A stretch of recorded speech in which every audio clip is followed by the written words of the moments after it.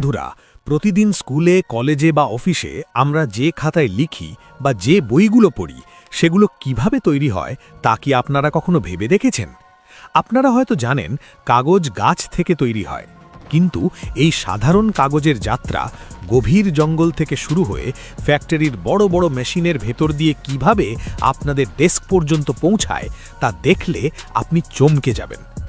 বড় বড় গাছ থেকে কিভাবে তৈরি হয় এই সুন্দর ঝকঝকে সাদা খাতা। চলুন আজ ফ্যাক্টরির ভেতরের পুরো প্রক্রিয়াটি A to Z দেখে নেওয়া যাক। বিজ্ঞান এবং প্রযুক্তির এই রোমাঞ্চকর দুনিয়ায় আপনাদের স্বাগত জানাই। ভিডিওটি শুরু করার আগে একটি ছোট্ট অনুরোধ, যদি আপনি আজ কিছু নতুন শিখতে চান তবে এখনই ভিডিওটিতে একটি লাইক দিন, চ্যানেলটি সাবস্ক্রাইব করে বেল আইকনে প্রেস করে দিন যাতে আমাদের প্রতিটি লেটেস্ট ভিডিও সবার আগে আপনার কাছে পৌঁছায়। খাতা বা কাগজ তৈরির সবচেয়ে বেসিক বা প্রাথমিক কাঁচামাল হলো কাঠ। তাই এই প্রক্রিয়ার শুরুতেই জঙ্গল থেকে বড় বড় গাছ কাটা হয়। এই শক্তিশালী গাছগুলোকে কাটার জন্য অত্যন্ত অ্যাডভান্সড কাটিং মেশিন ব্যবহার করা হয়। কাটার পর এই কাঠগুলোকে বড় বড় কন্টেনারে লোড করে সোজা পেপার মিলে নিয়ে আসা হয়। মিলে আনার পর শুরু হয় আসল ম্যাজিক। কাঠগুলোকে একে একে উড চিপিং মেশিনে ফেলা হয়। এই মেশিনগুলো এতই শক্তিশালী যে এরা অত্যন্ত দ্রুত গতিতে বড় কাঠকে ক্রাশ করে ছোট ছোট উড চিপস বা কাঠের টুকরোতে পরিণত করে দেয়। এরপর কনভেয়ার বেল্টের মাধ্যমে এই টুকরোগুলোকে সামনের দিকে পাঠানো হয়। এবার একটি বিশাল কন্টেনারে এই কাঠের টুকরোগুলোকে অ্যাসিড সলিউশনের সাথে মেশানো হয় এবং প্রচণ্ড তাপে গরম করা হয়। এর ফলে কাঠের ভেতরকার ফাইবার বা আঁশগুলো আলাদা হয়ে যায়। ফাইবার আলাদা হওয়ার পর অ্যাসিড দূর করার জন্য এই পুরো মিশ্রণ বা পাল্পটিকে ফ্রেশ জল দিয়ে খুব ভালোভাবে ধোয়া হয়। ধোয়ার পর শুধু নরম ফাইবার অবশিষ্ট থাকে, যা কাগজ তৈরির মূল উপাদান। বন্ধুরা, আপনারা কি খেয়াল করেছেন পুরনো খাতার পাতা অনেক সময় ধীরে ধীরে হলুদ হয়ে যায়? এর পেছনে রয়েছে কাঠের মধ্যে থাকা লিগনিন নামের একটি উপাদান। এই সমস্যার সমাধান করতেই কাগজ তৈরির সময় ফাইবারগুলোকে ব্লিচিং প্রসেসের মধ্য দিয়ে পার করা হয়। এই ধাপটি শুধু কাগজকে সাদা করে না, বরং এটিকে দীর্ঘদিন টেকসই রাখতেও সাহায্য করে। ব্লিচিংয়ের পর পাল্পকে শুকিয়ে বড় শীট বা বেল্ট আকারে তৈরি করা হয় এবং বিভিন্ন পেপার মিলে পাঠানো হয়, যেখানে নির্দিষ্ট ব্যবহার অনুযায়ী কাগজ তৈরি হয়।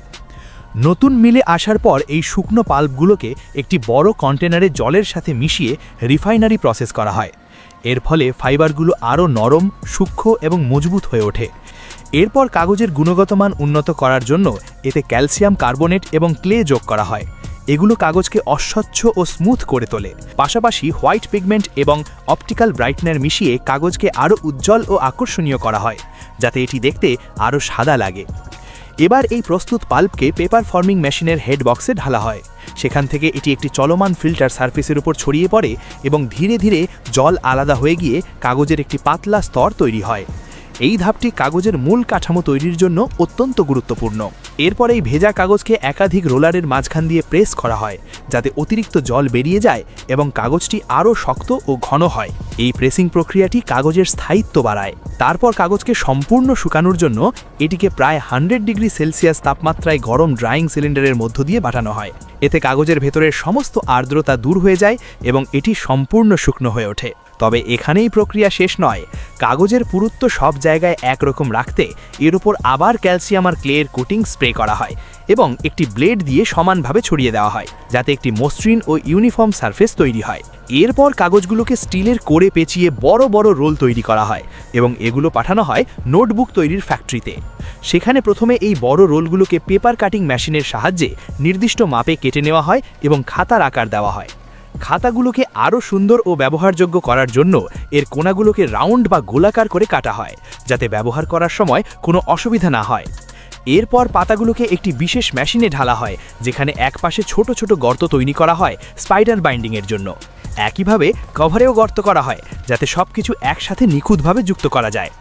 সবশেষে স্পাইরাল রিং ব্যবহার করে কভার এবং পাতাগুলোকে একসাথে বেঁধে তৈরি হয়ে যায় একটি সম্পূর্ণ নোটবুক, যা আমরা প্রতিদিন ব্যবহার করি। আর এভাবেই কাঠ থেকে শুরু করে আধুনিক প্রযুক্তির মাধ্যমে তৈরি হয় আপনার হাতে থাকা সাধারণ কিন্তু অত্যন্ত দরকারি একটি খাতা।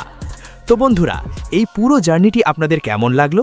যদি ভালো লেগে থাকে তাহলে ভিডিওটি শেয়ার করুন এবং এমন আরও ইন্টারেস্টিং ও নলেজে ভরা ভিডিও দেখতে আমাদের চ্যানেলটি সাবস্ক্রাইব করতে ভুলবেন না।